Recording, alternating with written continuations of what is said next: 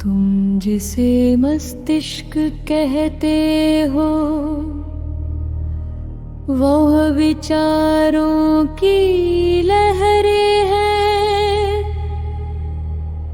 पर भीतर एक ऐसी अनुभूति है जो शब्दों से पहले मौजूद होती है।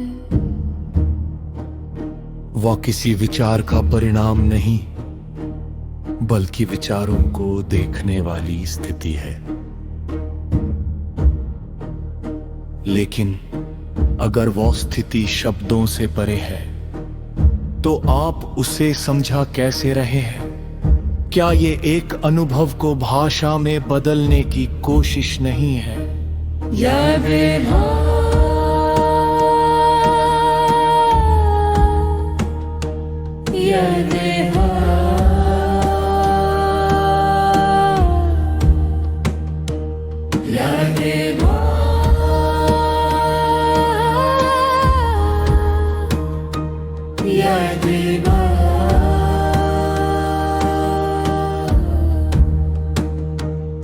शिरोमणि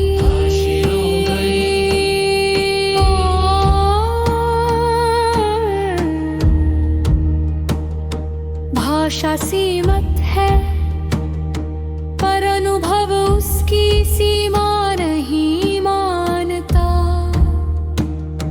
जैसे समुद्र की लहरें बदलती रहती हैं पर गहराई स्थिर रहती है।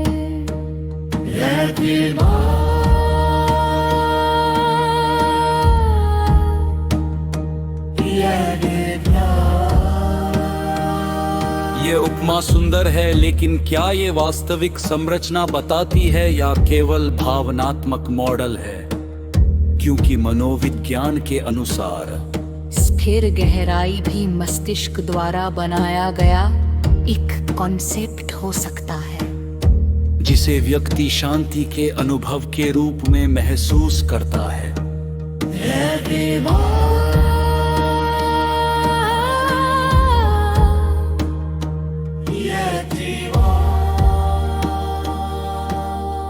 यदि सब कुछ केवल मस्तिष्क का खेल है तो मैं हूं का अनुभव कहां से आता है? ये आयम अनुभव सेल्फ अवेयरनेस है जो ब्रेन नेटवर्क से जुड़ा हुआ माना जाता है। लेकिन इसका अर्थ ये नहीं कि ये भ्रम है, बल्कि ये एक थियोलॉजिकल प्रक्रिया है। पर उस प्रक्रिया को देखने वाला कौन है? यहाँ विज्ञान कहता है देखने वाला कोई अलग इकाई नहीं है, बल्कि वही प्रक्रिया स्वयं को रिफ्लेक्ट करती है। जैसे दर्पण में प्रतिबिंब। यदि हर चीज अंतिम सत्य है तो अलग अलग मनुष्य अलग अलग सत्य क्यों अनुभव करते हैं?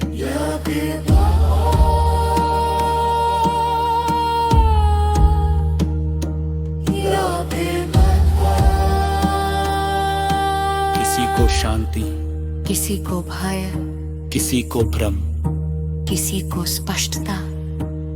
यदि सत्य एक है तो अनुभव अनेक क्यों? क्योंकि देखने का माध्यम बदलता है। या फिर इसलिए कि अनुभव हमेशा व्यक्ति विशेष होता है और उसे अंतिम सत्य कहना एक दार्शनिक व्याख्या है, वैज्ञानिक निष्कर्ष नहीं। ये संवाद किसी निष्कर्ष पर समाप्त नहीं होता, बल्कि एक प्रश्न छोड़ता है। क्या मनुष्य का अनुभव ही अंतिम सत्य है, या अनुभव के पीछे कोई सजा परीक्षण योग्य वास्तविकता है?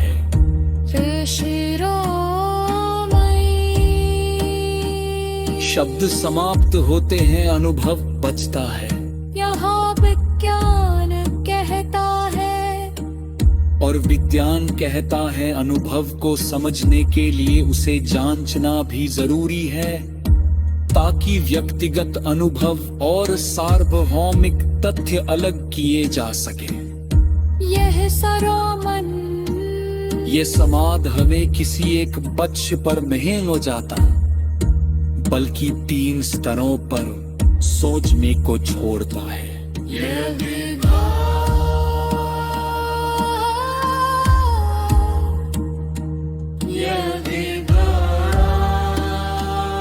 अगर सत्य अनुभव में है तो क्या विश्लेषण हमेशा उसी कमजोर कर देता है, या फिर विश्लेषण सिर्फ अनुभव को समझने का औत्कर्म है?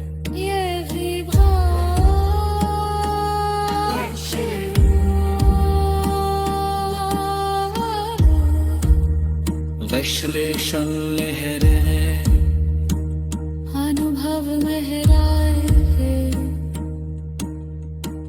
लहरें लहराए तो नहीं पकड़ सकते। लेकिन अगर लहरी गहराई से बहते तो क्या दोनों अलग है, या एक ही या के तोरू?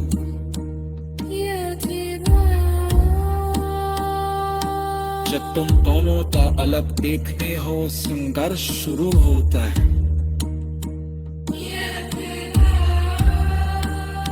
या फिर यह भी संभव है कि अलग देखने का अलग ही चेतना का प्राकृतिक तरीका हो। पर संघर्ष कोई भ्रम नहीं, बल्कि सीखने की प्रक्रिया।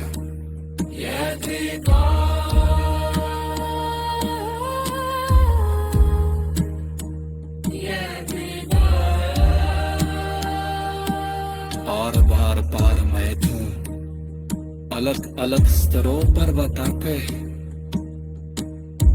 तभी मन, तभी हृदय, तभी कहलाए।